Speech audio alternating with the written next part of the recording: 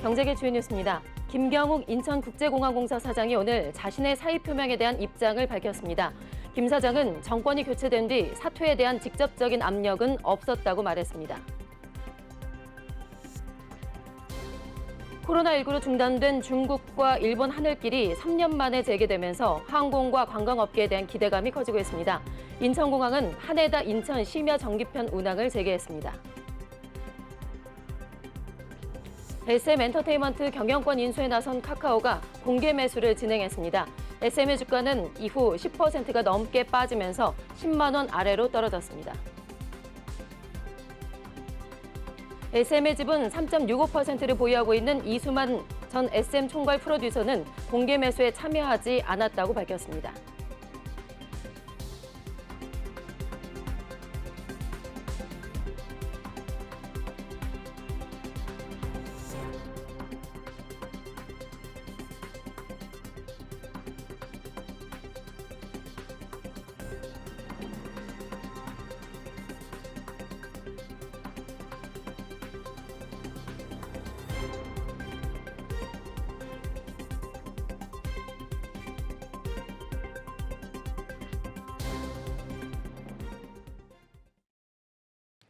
네, 시청자 여러분 안녕하십니까? 3월 28일 뉴스프라임 시작하겠습니다. 첫 코너는 취재기자와 함께 경제계 이슈들을 정리해보고 분석해보는 시간이죠. 프라임 이슈 오늘은 신민성 기자와 함께 알아보겠습니다. 어서 오세요. 안녕하세요. 네, 자 김경욱 인천국제공항공사 사장이 사의 표명에 대한 입장을 오늘 결국 밝혔습니다. 자, 김 사장이 구체적으로 밝힌 사의의 이유가 뭐였을까요? 네, 김 사장은 임기 10개월을 남겨둔 상황에서 지난 24일 오후 출입기자단에서 사의 표명을 밝혔습니다. 인천공항 수장 공백 사태는 국토부와 청와대가 인천공항공사에 줄곧 낙하산 인사를 강행하며 예고된 문제라는 지적이 제기되고 있습니다. 네, 김 사장은 출입기자단에서 보낸 문자 메시지를 통해 공항 운영에 차질이 없도록 다음 달 정부의 경영평가 이후 용퇴를 하겠다는 뜻을 전했습니다.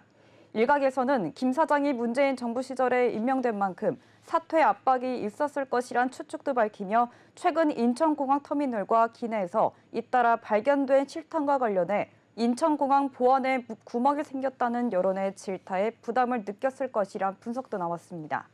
네, 실제로 사실 이제 김 사장이 취임할 때 2명의 사장이 존재를 했었죠. 이후에 이제 사상 초유의 사태가 일어나면서 김 사장의 전임이었던 그 구본환 전 사장이 임기 3년 중에서 절반도 못 채우고 결국에는 사퇴를 하게 된 거였죠. 네, 그렇습니다. 네, 구 전 사장은 불명예 퇴직한 구 전 사장이 문재인 전 대통령을 상대로 해임 처분 취소 소송을 제기해 1심에서 승소하며 공항공사는 일사 이사장 체제라는 기형적인 형태로 운영된 바 있습니다. 당시 문정부 때 인천공항 10,000명 정규직 정책을 밀어붙이기 위해 낙하산 인사를 강행하며 인사 난맥상을 초래했다는 비판을 받았습니다. 네, 결과적으로 김 사장이 이렇게 이제 사의를 표명하게 된 건데 원희룡 국토부 장관과 면담 후에 용퇴를 결정하겠다라고 밝혔다고요? 네, 맞습니다.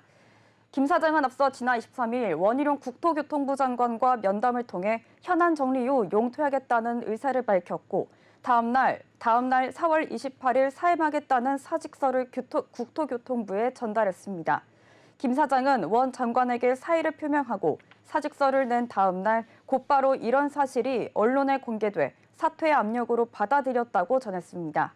한편 김 사장은 지난 1월 더불어민주당을 탈당하고 내년 총선에도 출마하지 않는 등 내년 2월까지 임기를 채우겠다고 여러 차례 밝혔습니다. 자, 이어서 프라임 이슈 두 번째 소식 짚어보겠습니다. 경영 일선으로의 복귀를 선언한 서정진 셀트리온 명예그룹 회장이 사내이사로 오늘 주주총회에서 선임이 됐습니다. 자, 서 회장이 최근에 이제 주가 부진에 대해서 주주들에게 직접 사과하는 뜻을 밝혔다고요? 네, 그렇습니다. 서정진 셀트리온 명예회장은 사내이사로 선임되는 동시에 최근 주가 부진에 주주들에게 사과의 뜻을 보였습니다. 서 회장은 주총에서 주주총회 시작 전에 주주분들께 사과 인사를 드리러 왔다며 회사가 잘해서 직원들이 보람을 느끼고 주주들이 손해 안 보게 해야 하는데 입이 10개라도 할 말이 없다며 고개를 숙였고 또 일이 일이 생각처럼 되지 않아 힘들게 해드려 가슴이 아프다며 오늘 주주총회 끝나고 나면 저까지 함께 뛰어서 더 열심히 하겠다고 밝혔습니다. 네, 서 회장이 이렇게 직접 고개까지 숙이면서 주주들에게 직접 사과를 했는데 이후에 뭐 또 다른 일정과 계획에 대해서도 밝혔다고요? 네, 그렇습니다. 앞서 서 회장은 올해 1월이 되자마자 제일 먼저 유럽에 가서 27개국 업무 점검을 다 했습니다. 위탁 생산 사이트도 돌면서 점검했고 3일 전에도 미국과 캐나다에 직접 판매를 정비하고 왔다며 지금까지 명예회장으로 직원들을 격려하러 갔지만 주주총회가 끝나면 그룹 총수로서 경영진에게 강력한 지침을 주겠다고 강조한 뜻을 내비쳤습니다. 자, 세 번째 프라임 이슈 짚어보겠습니다. 코로나19로 중단이 됐었던 서울과 베이징, 서울과 상하이 하늘길이 3년 만에 다시 열리게 됐습니다. 자, 항공업계가 다시 이제 재개를 하면서 우리 여행객들이 또 이제 큰 기대를 모으고 있다고요. 네, 맞습니다. 네, 지난 3년 동안 코로나19로 중단됐던 중국, 일본 하늘길이 다시 재개되면서 항공 관광업계에 반가운 소식을 전했습니다. 인천공항공사는 지난 2020년 3월 5일 코로나19로 운행이 중단된 하네다 인천 심야 정기편 운항을 3년 만에 다시 재개했습니다. 하네다 인천 심야 정기 노선은 주 7회로 매일 운항됩니다. 도쿄, 하네다 출발 시간은 오전 2시, 인천 도착 시간은 오전 4시 35분입니다. 네, 많은 여행객들이 참 기대를 할 것 같은데 이에 대해서 항공업계에서는 어떤 입장이 또 나왔을까요? 네, 인천공항공사 측은 일본의 MZ세대 직장인의 당일 여행, 주말, 밤도깨비 한국여행 등 다양한 형태의 한국 관광 패턴이 부활될 수 있다고 설명했습니다. 공사는 해당 노선이 재개되며 연간 기준 여객 8만 6천 명과 환승객 6만 7천 명 등 15만 3천 명의 항공 수요가 증가할 것으로 내다보고 있습니다. 특히 일본의 젊은 세대는 한국을 가장 가고 싶은 나라 1위로 선정해 앞으로 항공과 관광 수요는 크게 늘어날 것으로 보입니다. 네, 우리나라도 이제 관광의 부활을 꿈꾸기 위해서 좀 준비를 해야 될 것 같은데 국내에서 가장 인기를 끌고 있는 제주공항에서는 어떤 계획을 좀 내놨을까요? 네, 제주공항공사에 따르면 춘추항공은 26일부터 제주, 상하이 직항로에 매일 항공기 2편을 투입해 주 7회 운항을 나선다고 밝혔습니다. 길상항공도 이날 제주, 상하이 직항 노선 운항을 재개했습니다. 이뿐 아니라 홍콩 익스프레스도 30일부터 주 2회 일정으로 제주, 홍콩 직항 노선을 운항하고 길상항공의 경우 4월 23일부터 제주, 난징, 직항 노선 운행에도 집중할 것으로 보입니다. 이에 제주관광공사는 단계적으로 온오프라인 홍보 마케팅을 전개하는 동시에 중국 관광 소비 트렌드를 반영한 한류 등 특수목적 체험형 콘텐츠를 발굴하는 데 힘을 쏟고 있습니다. 제주도는 최근 코로나19로 몰렸던 관광객들이 올해부터 다시 일본 등 해외로 빠져나가면서 걱정이 컸는데요. 하지만 이번 중국 노선 재개로 다시 활력을 찾을 것으로 보입니다. 면세점과 카지노 업계도 인력을 충원하는 등 재정비에 나서며 중국 관광객 맞을 준비를 하고 있습니다. 네. 자, 프라임 이슈 네 번째 소식도 짚어보겠습니다. SM엔터테인먼트의 경영권을 확보하기 위한 카카오의 공개 매수는 경쟁률 2.27대 1을 기록하면서 흥행에 성공했고요. 이제 마감을 했습니다. 자, 그런데 이후에 SM의 주가가 급락을 하면서 한숨이 깊어지고 있는 그런 상황인데요. 신 기자, 공개 매수에 참여한 주주들은 SM의 주식을 얼마에 받을 수 있을까요? 네, 카카오가 공개 매수를 통해 한 결과가 2.27대 1로 집계됐습니다. 해당 발표 직후에 SM 주가는 10% 넘게 빠지며 10만 원 아래로 추락했는데 지난 27일 공개 매수 신청을 받은 한국투자증권에 따르면 이달 7일부터 26일까지 실시한 SM 김영식 공개 매수 결과 1,888만 227주가 청약에 들어왔습니다. 최종 경쟁률 2.26대 1을 기록했고 이에 따른 배정 비율은 44.13%로 기록됐습니다. 따라서 SM 공개 매수로 100주를 신청했다면 44주만 팔 수 있다는 내용인데 SM 보유 지분 15.78%를 공개 매수 참여 방식으로 처분하기로 한 하이브와 4.2%를 지분을 가진 컴투스도 목표액의 44%만 처분이 가능한 얘기입니다. 내일부터 공개 매수 청약 주식 매매 금지가 해제가 됩니다. 장내 거래로 처분이 가능하지만 SM 주가가 급락해 남은 물량은 손실이 불가피해 보입니다. 네. 자, 이렇게 되면은 결국에는 경영권 분쟁에 올라탄 개미들의 피해가 적지 않을 것 같은데 어떻습니까? 네, 이에 대해 SM 경영권을 둘러싼 일이 종료되면서 재료 소멸로 주가가 급락했는데요. 오늘 SM 주가는 전 거래일보다 15% 하락한 9만 1,100원에 거래를 마쳤습니다. 여기에 공개 매수로 처분하지 못한 잔여 물량까지 쏟아져 나온다면 추가 급락이 우려되는 상황을 가져올 수 있고 경영권 분쟁 당시 올라탄 개미들의 경우 공개 매수로 처분하지 못한 SM 주식을 낮은 가격에 처분해야 하는 손실이 불가피해 보입니다. 물론 SM에 대한 중장기 전망은 긍정적입니다만 단기 내 유의미한 반등을 기대하기는 어려운 만큼 주가가 오르지 않는 한 어려움이 계속될 전망입니다. 네, 이어지는 프라임 이슈 5번째 소식도 같은 이야기인데요. 이수만 전 SM엔터테인먼트 총괄 프로듀서는 카카오가 제시한 공개 매수에 결과적으로는 참여하지 않았습니다. 자, 신 기자, 이수만 측이 구체적으로 어떤 내용을 좀 밝혔을까요? 네, 이수만 측은 27일 이수만의 카카오 엔터테인먼트의 SM 엔터테인먼트 공개 매수에 참여하지 않았다고 입장을 내놨습니다. 이어 이수만은 하이브에게 주식을 매도할 때에도 자신의 주식에 대한 별도의 프리미엄 없이 소액주주들에게 적용될 공개 매수 가격과 같은 가격으로 매도 가격을 정했다고 덧붙였으며 주주총회 검사인 선임 병역에 대해 SM 엔터테인먼트의 정기주총에서 주주총회의 진행 및 결의가 적법하게 이루어지는지 조사하기 위함이라고 설명했습니다. 앞서 이수만은 하이브에 자신의 지분 14.8%를 넘겼고 이후 SM 엔터테인먼트 현 경영진과의 분쟁 이슈에 불이 붙었지만 여론을 의식한 폭로전, 공개 매수세 전환으로 주식 과열 등이 지속돼 파장이 일었습니다. 자, 이에 대해서 이 전 총괄이 이제 카카오의 공개 매수에 참여하지 않은 것에 대해서 실리보다는 자존심을 택했다라는 게 이제 업계에서 뭐 이런 해석이 나오고 있다고요. 네, 그렇습니다. 이 전 총괄은 3.6%에 대해 하이브의 주당 12만 원에 팔 수 있다는 권리를 갖고 있습니다. 공개 매수에 참여했다면 보유 지분의 44%를 주당 15만 원에 팔 수 있지만 이창환 온라인 파트너스 대표와 이성수 SM 엔터테인먼트 측과 손을 잡은 카카오에 지분을 파는 것을 스스로 용인할 수 없었을 것이란 판단입니다. 이에 대해 이 전 총괄은 소액주주로 남아 향후 대응 방안을 모색할 것으로 보이며 지난 23일 문재영 변호사를 검사인으로 선임하며 SM엔터의 정기 주총과 관련해 별지 기재 사항을 조사하는 작업을 진행하기로 했습니다. 이 전 총괄 측은 정기주총에서 주총 진행과 결의가 적법하게 이루어지는지 조사하기 위해 검사인을 선임했다는 입장을 밝혔습니다. 자, 6번째 프라임 이슈 짚어보겠습니다. 공정거래위원회가 야놀자가 인터파크의 주식 70%를 취득하는 기업 결합을 시정 조치 부과 없이 승인했습니다.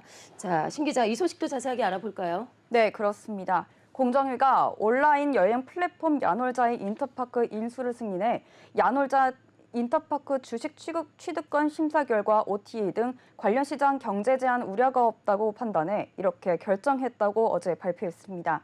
또 기업 결합 목적을 고려해 OTA와 클라우드 숙박 솔루션, 온라인 항공권 예매 발권 대행, 그리고 공연 티켓 판매 내 영역을 관련 시장으로 확정했으며 결합 유형으론 OTA 시장 내 수평 결합과 시장 간 혼합 결합을 심사했습니다. 네, 결과적으로는 이제 공정위가 수평 결합에 대해서 구매 전환율이 낮은 기업 간의 결함이다. 이렇게 이제 평가를 한 거군요. 네, 맞습니다. 공정위 설문조사에 따르면 야놀자에서 인터파크로 구매 전환율은 2.1%로 집계됐습니다. 수평 결합에 있어 공정위는 사용자가 OTA 간 멀티 호밍을 통해 가격을 비교한 후 최적 상품을 선택적으로 구매하는 경향이 강하며 숙박 예약이나 항공, 공연 티켓을 함께 구매하는 비율 역시 높지 않아 경쟁 사업자를 배제할 가능성이 낮다고 평가했습니다. 또 이용자가 복수 플랫폼을 동시에 사용하는 멀티 호밍이 보편화돼 구매 전환 가능성도 높은 것으로 나타났습니다. 가격 인상 압력 분석 결과에서도 야놀자가 가격 인상 요인을 갖지 않은 것으로 공정위는 판단했습니다. 자, 이에 대해서 야놀자 측에서는 어떤 반응이 또 나왔을까요? 네, 야놀자 아이파크는 인터파크 지분 70%를 약 3,011억 원에 취득하고 지난해 5월 24일 공정위에 기업 결합을 신고했습니다. 또 데일리 호텔 등을 통해 숙박, 레저 상품 등 판매 중개업과 클라우드 솔루션 제공 사업을 인터파크의 경우에는 전자상거래 기업으로 숙박, 투어, 뮤지컬 티켓 쇼핑 도서 사업 등을 각각 영위하고 있습니다. 자, 프라임 이슈 7번째 소식 알아보겠습니다. 한국전력의 누적 적자가 수십조 원에 달하면서 최악의 경우를 맞이하고 있는 상황이라고 합니다. 신 기자, 이 소식도 자세하게 알아볼까요? 네, 그렇습니다. 한국전력공사와 한전 KDNA 임원이 해외 출장을 여러 차례 다녀온 사실이 알려지자 산업부는 지난달 에너지 분야 산하 공공기관 임용 2명과 부적절한 해외 출장을 다녀온 제보를 받았습니다. 이에 대해 조사한 결과 전현직 임원 2명과 관련된 다수의 비위 사실이 드러났다고 밝혔으며 전직 한국전력공사 임원인 A씨와 현직 한전 KDN 임원 B씨는 코로나19 상황에 따라 정부가 내린 출장 자제 지침을 위반해 시급하지 않은 자사법인 업무 보고와 단순 현지 시찰이란 명목으로 각각 5차례에 걸쳐 외유성 출장을 다녀온 것으로 나타났습니다. 코로나19 사태로 전 국민이 거리 두기로 일상의 불편을 감내하고 해외여행 등 자제하는 등 정부는 공직사회에 출장 자제 지침을 내렸지만 이들에게는 국민도 공공의 이익을 위한다는 공기업으로서 최소한의 사명감도 없었던 것으로 드러났습니다. 네, 이에 대해서 산업부에서는 어떤 조치를 내릴 예정이라고 밝혔나요? 네, 산업부는 에너지 분야 공공기관의 막대한 적자로 고통 분담이 요구되는 상황에서 외유성 출장에 다녀온 것에 대한 엄중한 조치 필요성을 인식해 A씨와 B씨가 해외 지사, 법인에 전가한 출장 경비를 환수해 향후 공직에 재임용될 수 없도록 인사자료에 결격 사유를 명시할 예정이며 해당 업계의 비위와 관련해 기관 경고를 내렸습니다. 또 산업부는 27일 지난달 제보를 바탕으로 조사를 벌인 결과에서 한국전력공사와 한전 KDN 임원 2명에 대한 다수의 비위 사실을 적발했다고 밝혔고 코로나19 사태 동안 산업부 산하 에너지 공공기관의 해외 출장 등이 사실로 확인된 것은 이번이 처음이라고 밝혔습니다. 또 상반기 중 41개 산하 공공기관 임원들의 해외 출장 실태를 집중 점검해 위법, 부당한 사실이 확인될 경우 규정에 따라 엄중 조치한다는 방침입니다. 네, 프라임 이슈 8번째 소식 짚어보겠습니다. 작년에 금융업계에서 역대급의 실적을 올리면서 고액의 성과급을 지급하면서 정부와 국민들의 따가운 눈총을 받았었죠. 이런 금융업계에서 이번에는 임직원 수와 점포를 상당히 많이 줄였다고 하는데 어느 정도일까요? 네, 맞습니다. 28일 금융감독원이 국회 정무위원회에 제출한 자료에 따르면 작년 9월 말 기준 은행, 보험, 카드, 종합금융회사 등 금융회사의 점포 수는 15,630개로 전년 동월에 16,370개에서 740개 감소했습니다. 업건별 점포 수 감소 규모는 은행이 2021년 9월 말 6,488개에서 지난해 9월 말 6,099개로 389개가 줄어 감소폭이 가장 컸고 보험회사, 증권회사, 상호저축은행, 신협농수산산림조합 순이었습니다. 네, 반대로 부동산 프로젝트 파이낸싱 등으로 사업을 확장한 자산운용사 같은 경우는 점포가 오히려 늘었다고요? 얼마나 늘었을까요? 네, 늘어난 건 맞습니다. 자산운용 사업을 확장한 자산운용회사의 정보는 486개로 전년 동월 대비 77개 늘어 모든 업건 중에서 유일하게 점포가 늘었습니다. 하지만 금융회사 종사자 수는 작년 9월 말 38만 6,288명으로 전년 동월에 38만 7,786명에 비해 1,498명이 줄었습니다. 은행이 2,636명, 보험이 2,305명을 줄이는 등 은행과 보험업계에서만 5,000명 가까이 줄었지만 증권회사와 자산운용회사 직원이 각각 995명과 1,573명 등 늘면서 금융회사의 전체적인 감축 규모를 일부 상쇄시켰습니다. 같은 기간 상호저축은행은 786명 늘었고 신용카드, 캐피탈 등 여신 전문 금융회사는 421명 증가했습니다. 네, 마지막으로 프라임 이슈 9번째 소식 알아보겠습니다. 삼성전자 소식인데요. 삼성전자가 하나금융그룹과 함께 삼성페이 기능을 확대해 나가겠다고 밝혔습니다. 자, 얼마나 늘어나게 되는 걸까요? 네, 그렇습니다. 삼성전자가 하나금융그룹과 함께 삼성페이 기능을 강화한다는 입장입니다. 특히 아이폰에 대한 선호가 높은 것으로 알려진 10대를 대상으로 하면서 지난 21일 애플페이 국내 출시 이후 서비스를 지속해 강화하고 있습니다. 이에 적극 견제에 나서는 모습을 보이자 두 회사는 어제 서울중구 하나금융그룹 본사에서 디지털 윌렛 경험 강화를 위한 업무 협약을 체결했다고 오늘 밝혔습니다. 이번 업무 협약을 통해 학생증, 사원증 등 모바일 신분증 기능 활성화, 해외 결제 시스템 구축, 미래형 금융 서비스 모델 협력 등을 약속했습니다. 먼저 하나금융그룹과 제2왕 고등학교 학생증이 삼성페이를 통해 발급 가능해질 예정인데 현재 전국 108개 고등학교가 하나금융그룹과 제휴를 맺고 있는 것으로 알려졌습니다. 네, 신 기자, 사전 동의가 이루어지면 사용이 될 텐데 이에 따른 사용 방법이 있을까요? 네, 예를 들어 실물카드 학생들의 바코드로 학교 급식과 도서관 이용이 가능해질 경우에 삼성페이로 발급 가능한 학생증도 바코드를 통해 동일하게 사용이 가능해집니다. 이 발급 절차는 간단합니다. 삼성페이를 업데이트한 후 학생증과 연결된 하나금융그룹 체크카드를 삼성페이에 등록하면 학생증 기능을 추가할 수 있습니다. 삼성페이를 통해 학생증을 발급받으면 기존의 실물 학생증 대비 분실 위험성이 줄어드는데요. 소지하기도 편리해 사용성이 극대화될 것으로 보입니다. 양사는 향후 발급 범위를 확대할 계획을 발표하며 고등학교뿐만 아니라 대학교 학생증까지 발급 가능하도록 협력할 예정입니다.